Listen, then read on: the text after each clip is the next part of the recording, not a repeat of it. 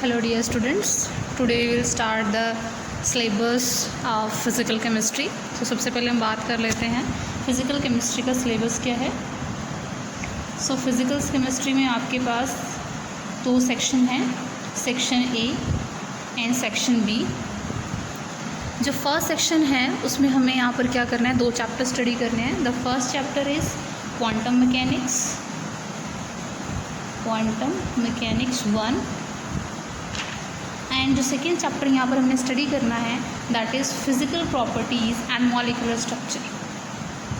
Physical properties and molecular structure. जो section आपका second है उसमें सिर्फ क्या है, इट्स स्ट्रक्चर. जो सेक्शन बी है उसमें सिर्फ एक ही चैप्टर है दैट इज़ स्पेक्ट्रोस्कोपी. तो स्पेक्ट्रोस्कोपी में हम जो स्पेक्ट्रोस्कोपी पढ़ेंगे वो हम स्टडी करेंगे rotational, vibrational and Raman spectrum. तो आज हम स्टडी करते हैं सेक्शन ए का जो फर्स्ट चैप्टर है वो हम स्टार्ट करेंगे यहाँ पर that is quantum mechanics 1. That is quantum mechanics 1. So quantum mechanics क्यों नीड पड़ी इस चीज़ की. जब स्टार्टिंग में 19th सेंचुरी का एंड हुआ था तो जो फिज़िक्स के जो फिनोमेनास थे वो सारे एक्सप्लेन होते थे on the basis of classical mechanics. Classical mechanics means classical mechanics आपके पास वो मैकेनिक्स है जो डील करती थी लार्जर ऑब्जेक्ट के साथ, means the macroscopic properties, the bulk properties. लेकिन क्लासिकल मैकेनिक्स से कुछ लिमिटेशंस आई थी जिसकी वजह से उसके बाद हमने जो स्टडी की थी दैट इज़ क्वांटम मैकेनिक्स. अब हम सबसे पहले बात कर लेते हैं कि क्लासिकल मैकेनिक्स थी क्या, किसने वो दी थी. सो जो आपके पास क्लासिकल मैकेनिक्स थी that was formulated by sir Isaac Newton, जिसमें वो डिस्क्राइब करते थे जो मटेरियल बॉडीज़ जो मोशन में होती हैं उनकी जो आपके पास मूव करती हैं less velocity than the velocity और the speed of light. So classical mechanics that was formulated bye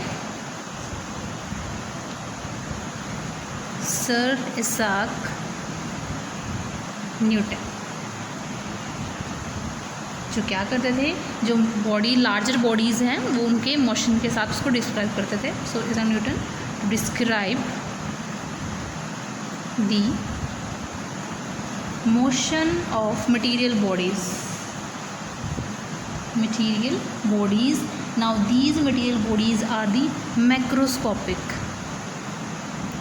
macroscopic bodies, मतलब जो लार्जर एटम्स के साथ क्या करती है, डील करती हैं. अब और दूसरा क्या था आपके पास, ये जो बॉडीज़ होती हैं they move less velocity, they moves with less velocity then velocity और स्पीड ऑफ लाइट. अब जो डायनामिक प्रॉपर्टीज़ ये एक्सप्लेन करती थी क्लासिकल मैकेनिक्स वो थी पोजीशन, मोमेंटम और एनर्जी. दूसरा जो फिनोमिनास थे आपके पास लाइट के, जैसे रिफ्लेक्शन हो गया, रिफ्रैक्शन हो गया, वो आपके पास जो साइंटिस्ट थे मैक्सवेल इलेक्ट्रोमैग्नेटिक थ्योरी को क्या करते थे, वो फॉलो करते थे. तो this is the first. Second is what that the light phenomenas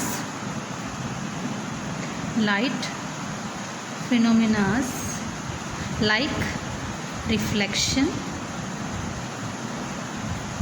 refraction, etc. they can be explained by Maxwell electromagnetic wave theory.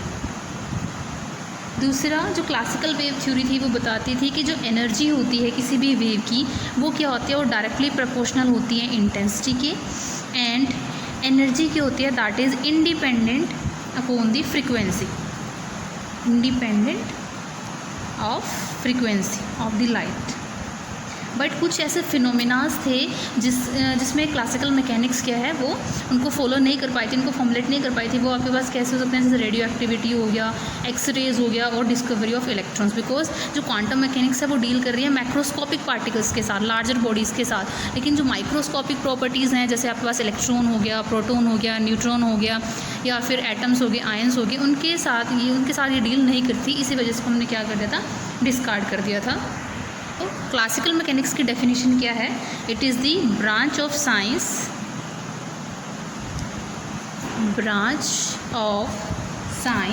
which is based on Newton's law of motions and Maxwell's electromagnetic wave theory. Maxwell's electromagnetic wave theory to explain the phenomena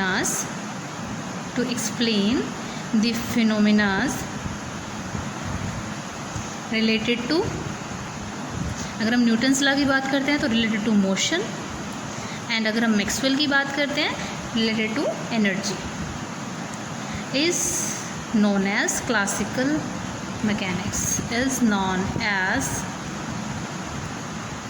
mechanics. दूसरा इसी को हम बोलते हैं Newtonian mechanics, because ये Newtonian laws को क्या करती है, फॉलो करती थी। सो नेक्स्ट जो आपके पास में आएगा that is failure of classical mechanics, failures of classical mechanics. So first तो ये है कि it only deals with the macroscopic particles, it only deals with macroscopic particles। सबसे पहले इसकी जो लिमिटेशन है, इसका फेलियर है, वो यही था, not with microscopic particles.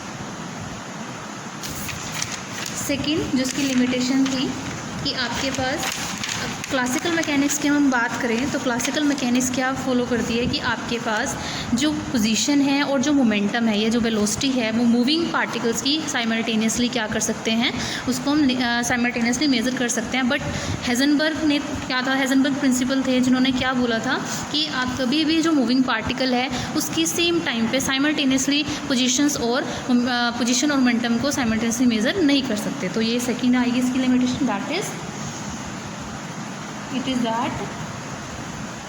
it is possible to measure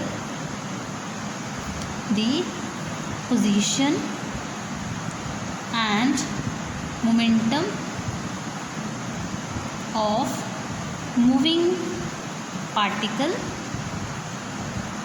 simultaneously, but it is contradicted by Heisenberg.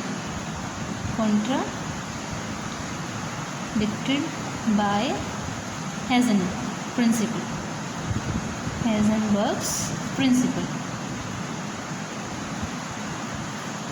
Third limitation क्या है, क्लासिकल मैकेनिक्स के अकॉर्डिंग अगर हम एनर्जी की बात करें तो कोई भी जो आपके पास रेडिएंट एनर्जी सोर्स होता है तो वो एनर्जी को क्या है, एमिट करेगा, ये एब्जॉर्ब करेगा एक कॉन्टिन्यूस मैनर में। लेकिन ऐसा नहीं होता, जब भी एनर्जी एब्जॉर्ब और एमिट होती है वो आपके पास एक पैकेट्स ऑफ एनर्जी की फॉर्म में होती है, मतलब फोटोन्स की फॉर्म में वो एब्जॉर्ब और एमिट होती है, that is given by Planck. So according to classical, energy emitted और absorb in continuous manner, but it is also contradicted by Max Planck, जिनके अकॉर्डिंग क्या था, एनर्जी emitted और absorb not continuously but discontinuously, not continuously but discontinuously. That is in form of packets of energy. In form of packets of energy, जिनको हम क्या बोलते हैं, quantum. सो ये क्या थी इसकी लिमिटेशन. दूसरा जो क्वांटम मैकेनिक्स है उससे हम क्या स्टडी करते हैं, हम उससे स्टडी करते हैं दी एटॉमिक स्पेक्ट्रा, क्योंकि क्वांटम मैकेनिक्स किसके साथ डील करता है, with the microscopic particles, not with the macroscopic. अब कुछ ऐसे फिनोमिनास थे जो क्लासिकल मैकेनिक्स एक्सप्लेन नहीं कर पाए थे, तो वो क्या है, फोर्थ फेलियर में है इसका. Few phenomenas that are also not explain by classical mechanics. वो आपके पास क्या क्या हैं, तो उसमें जो सबसे पहला है that is black body radiation. Classical mechanics black body radiations को एक्सप्लेन नहीं कर पाया था. दूसरा, heat capacities of solid. Heat capacities of solid. तीसरा जो फिनोमेना एक्सप्लेन नहीं कर पाई थी classical mechanics, that is the photo electric effect. Photo electric effect. Fourth, that is the atomic and the molecular structure. Atomic and molecular structure, because ये आपके पास microscopic level पे होता है और क्लासिकल तो डील ही मैक्रो के साथ करते हैं, मॉलिक्यूलर स्पेक्ट्रा. सो अब हम क्या करेंगे, इस पूरे चैप्टर में स्टडी करेंगे कुछ ऐसे फिनोमेनास जिसको क्लासिकल मैकेनिक्स ने नहीं एक्सप्लेन किया था. They are further explain by using quantum mechanics. That's why we are studying quantum mechanics in this chapter. So next topic is black body radiation.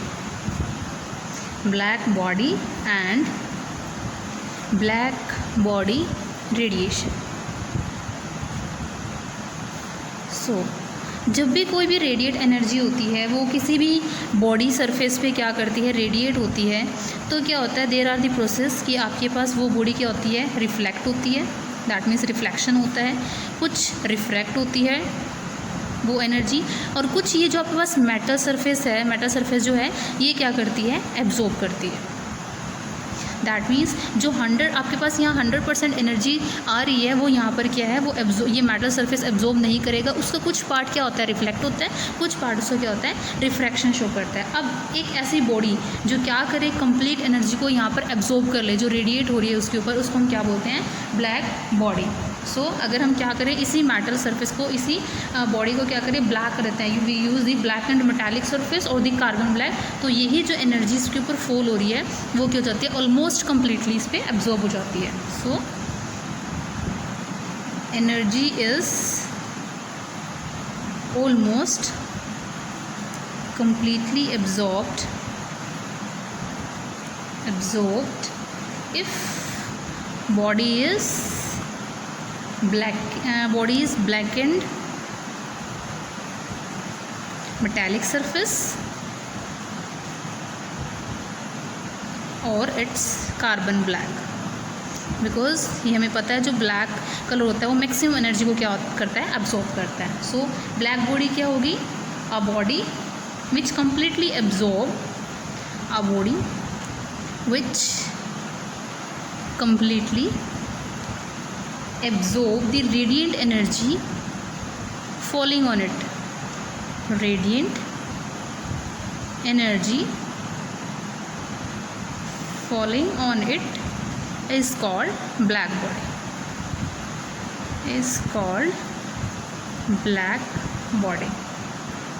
That is again a perfectly black body. सो जो absorption है वो ज़्यादा perfect तब होगा जब हम क्या करते हैं, एक होलोस्फीयर को क्या करते हैं, अंदर से ब्लैक कर देते हैं. मीन्स तो इस डेफिनेशन के अकॉर्डिंग हमें लगता है कि अगर हम एक होलोस्फीयर ले लें और उसकी जो इनर साइड है उसको हम क्या कर दें, ब्लैक, मीन्स उसको ब्लैक उस पर कोटिंग कर देते हैं, तो वही बॉडी आपके पास क्या बन जाती है, perfectly black body.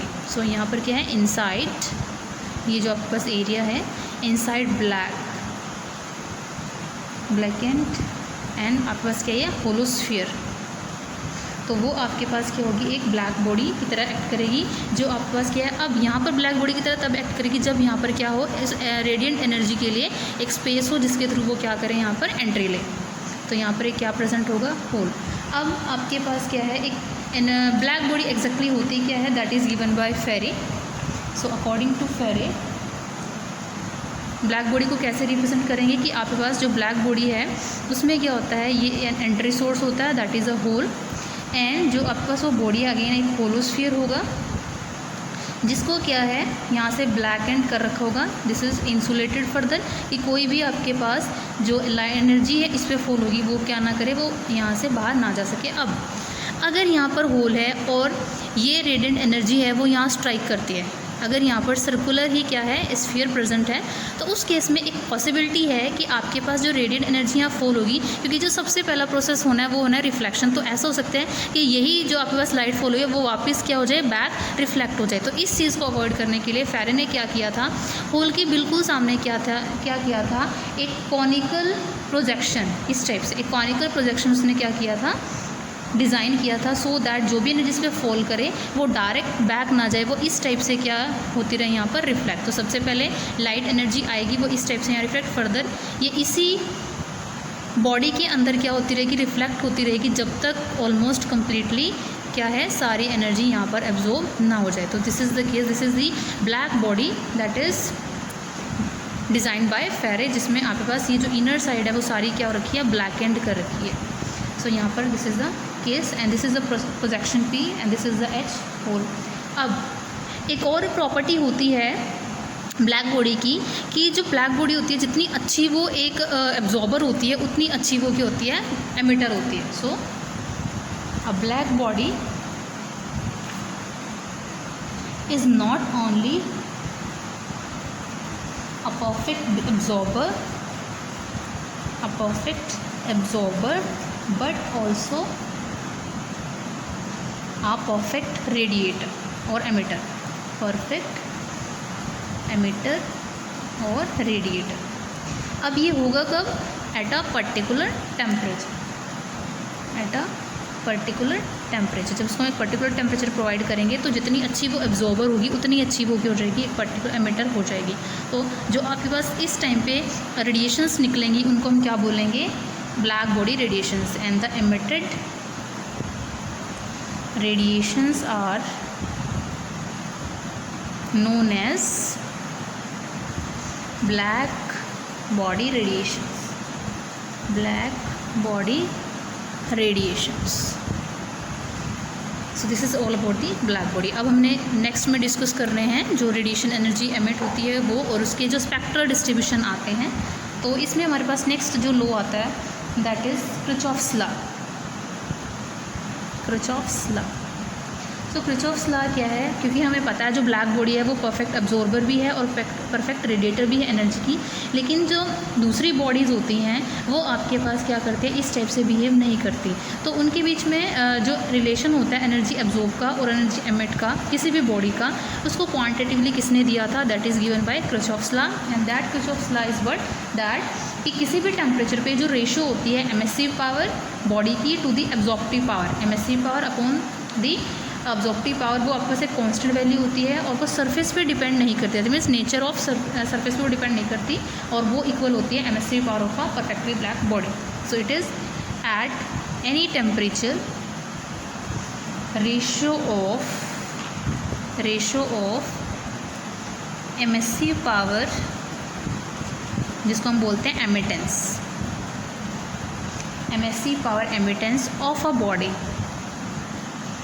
to the absorptive power, to the absorptive power, जिसको हम बोलते हैं एब्जॉर्बेंस और एब्जॉर्प्टिविटी, एब्जॉर्बेंस या absorptivity, that is constant and independent of nature of surface of the body and is equal to the emissive power of the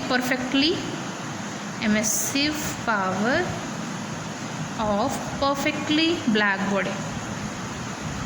means हम किसी भी body की बात कर रहे हैं अदर देन ब्लैक बॉडी, तो उसकी जो आपके पास एमिसिव पावर होगी किसी भी बॉडी की अदर देन ब्लैक बॉडी, उसकी जो रेशो होगी emissive power of that body upon the absorptive power of that body, that is equal to the emissive power of the perfectly black body. तो ये आपके पास एमिसिव पावर है perfectly black body की, और ये आपके पास एमिसिव पावर है उस बॉडी की जिसकी हम क्या निकाल रहे हैं यहाँ पर एब्जॉर्प्टिव पावर। तो ये आपके पास क्या होता है किरचॉफ्स लॉ। नेक्स्ट जो हमारा टॉपिक है that is spectral distribution of black body radiation.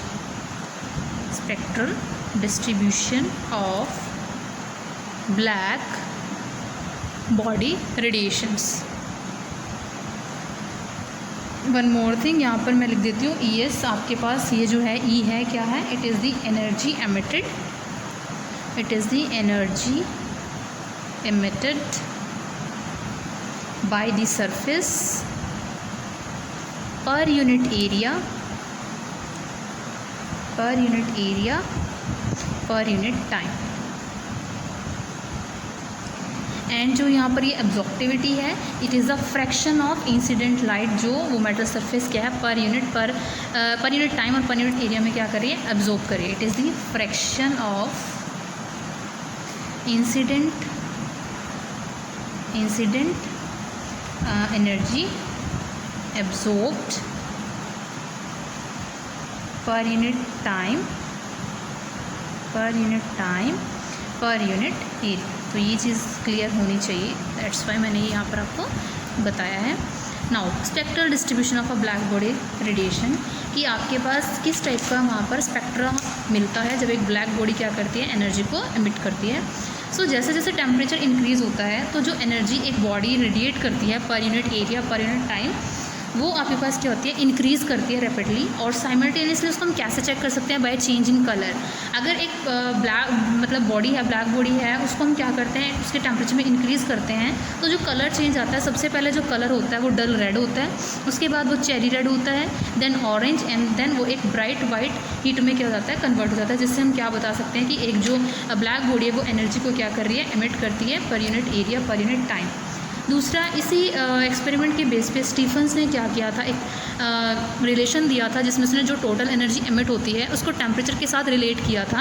And what is that कि जो एनर्जी होती है वो डायरेक्टली प्रोपोर्शनल होती है fourth power of the absolute temperature. So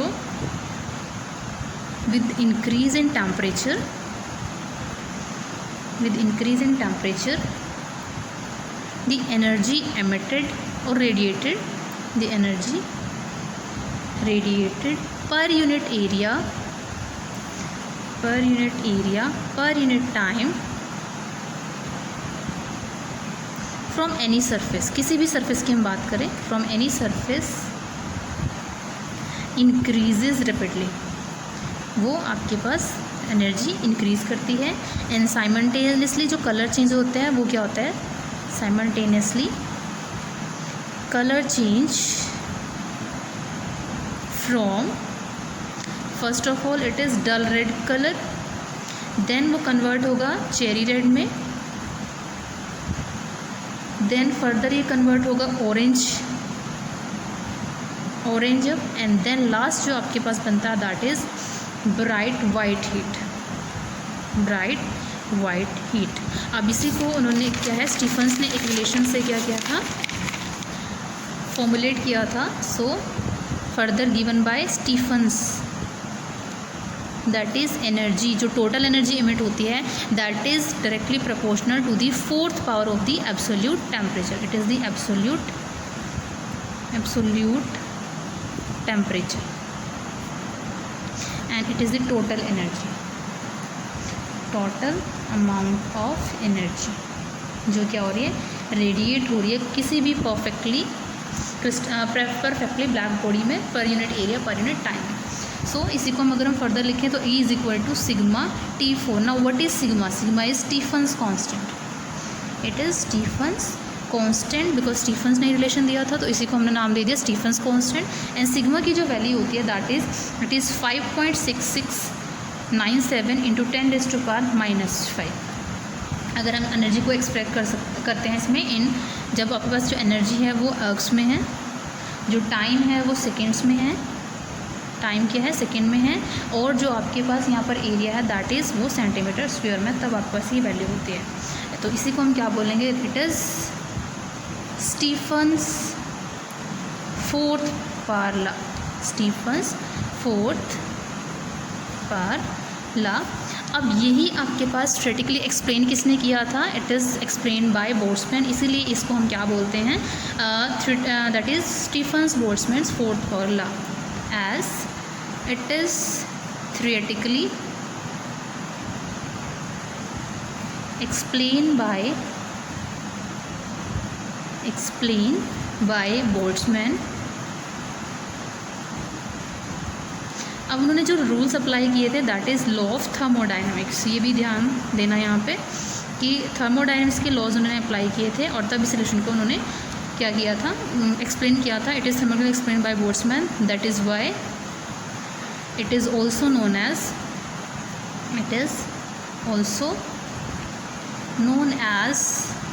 Stephen's Boltzmann fourth power law।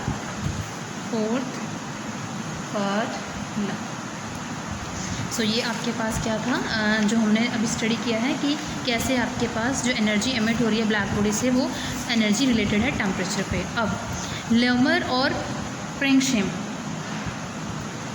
Lamar and प्रिंगशेम, इन्होंने क्या किया था, इसका एक्सपेरिमेंटल इसको स्टडी किया था और उसके बाद उन्होंने जो रिज़ल्ट दिए थे,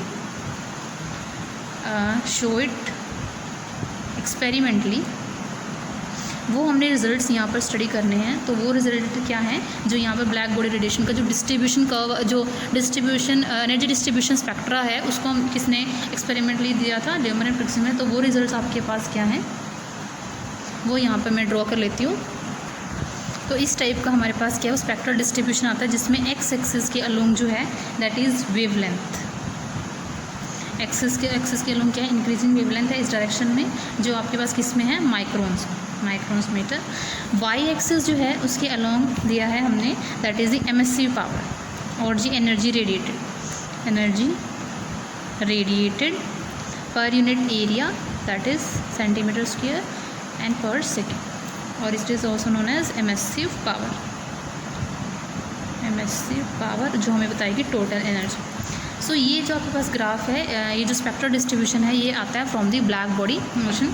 इसमें पर्टिकुलर टेम्परेचर है 723 केल्विन पे ये है, देन 998, देन 195, 12.59 केल्विन, तो ये सारे टेम्परेचर केल्विन में है। ये आपके पास 1449 केल्विन है एंड ये 1646 केल्विन पर। तो इस टाइप का हमारे पास क्या आता है, ये स्पेक्ट्रल डिस्ट्रीब्यूशन कर्व आती हैं, तो इनको हमने क्या करना है, फर्दर स्टडी करना है। तो सबसे पहला इसमें जो रिज़ल्ट आता है वो क्या है कि अगर हम यहाँ पे बात करते हैं किसी पर्टिकुलर टेम्परेचर, कोई भी पर्टिकुलर अगर हम टेम्परेचर यहाँ पे लेते हैं, तो उसके कॉरस्पॉन्डिंग जो एनर्जी डिस्ट्रीब्यूशन है, जो ये आपके पास एनर्जी डिस्ट्रीब्यूशन शो हो रहे हैं यहाँ पे, तो वहाँ पर आपके पास एनर्जी जो है वो यूनिफॉर्मली डिस्ट्रीब्यूट नहीं है। जैसे अगर मैं इस पर्टिकुलर टेम्परेचर की बात करती हूँ 723, तो यहाँ पर जो एनर्जी आएगी वो इतनी है। फर्दर एनर्जी जैसे जैसे वेवलेंथ इंक्रीज़ कर रही है वो इंक्रीज़ होती जा रही है, एंड देन दोबारा क्या हो रही है, वो डिक्रीज़। सो यहाँ पर जो एनर्जी डिस्ट्रीब्यूशन है that is not uniform. So at any particular temperature the distribution of energy is not uniform, distribution of energy is not uniform among the various wavelength, क्योंकि वेवलेंथ इंक्रीज़ हो रही है, temperature यहाँ पर एक constant ही है among the various wavelength को मैं यहाँ पर रिप्रेजेंट कर रही हूँ लैम्डा से। दूसरा यहाँ से क्या पता लगता है कि आपके पास हर एक पर्टिकुलर टेम्परेचर के लिए क्या है, एक मैक्सिमम वेवलेंथ है। सपोज करो इसके लिए जो मैक्सिमम वेवलेंथ है वो ये है, इसकी जो शार्प एंड है वो यहाँ पर है। फर्दर तो हर एक पर्टिकुलर कर्व के लिए क्या है, डिस्ट्रीब्यूशन कर्व के लिए एक क्या है, लैम्डा मैक्स। फर्दर इसके लिए आपके पास क्या है, यहाँ पर हो। सो सेकेंड रिजल्ट क्या है, for each temperature there is a wavelength at which energy radiated is maximum, किसी भी कर्व की बात करो, अगर इस कर्व की बात कर रहे हो तो इसमें सबसे ज़्यादा जो मैक्सिमम एनर्जी रेडिएट है वो यहाँ पे है, इस कर्व की बात करो तो मैक्सिमम एनर्जी रेडिएट यहाँ पर है। तो ये आपका सेकेंड रिजल्ट है। तीसरा रिजल्ट क्या है, जैसे जैसे टेम्परेचर इंक्रीज़ हो रहा है, तो देखो यहाँ पर जैसे जैसे टेम्परेचर इंक्रीज़ हो रहा है तो जो लैम्डा मैक्स की वैल्यू हो रही है वो आप जो यहाँ पर जैसे जैसे टेम्परेचर इंक्रीज़ हो रहा है तो जो मैक्सिमम है वो किस तरफ शिफ्ट हो रहा है, that is moving along this axis, मतलब टुवर्ड्स दी लोअर और द शॉर्टर वेवलेंथ। सो इसका मतलब क्या है, जैसे जैसे टेम्परेचर इंक्रीज़ करेगा तो लैम्डा जो मैक्स है वो क्या करेगी, यहाँ पर डिक्रीज़ करेगी। सो जो थर्ड यहाँ पर रिजल्ट है वो क्या है, with increase in temperature,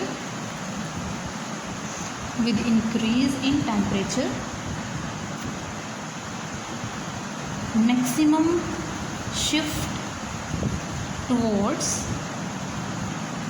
with increase in temperature the maximum is higher, maximum value higher है, बट वो शिफ्ट हो रही है लोअर वेवलेंथ की तरफ, but towards lower wavelength. This means, इसका मतलब क्या है कि आपके पास अगर एनर्जी इंक्रीज़ हो रही है, इसका मतलब क्या है, जो वेवलेंथ है वो क्या हो रही है, वो डिक्रीज़ हो रही है।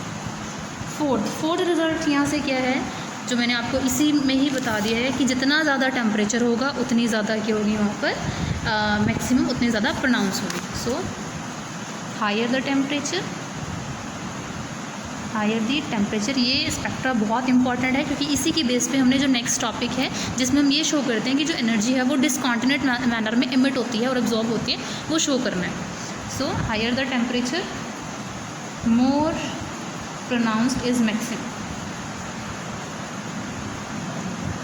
Is the maximum.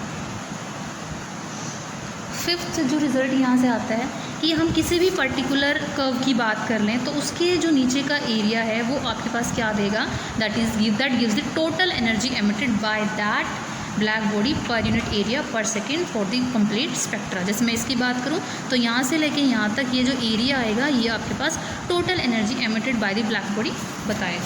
So fifth result, the area under the curve for a particular temperature, the area under the curve for a particular temperature gives total energy emitted by black body per unit area per unit time,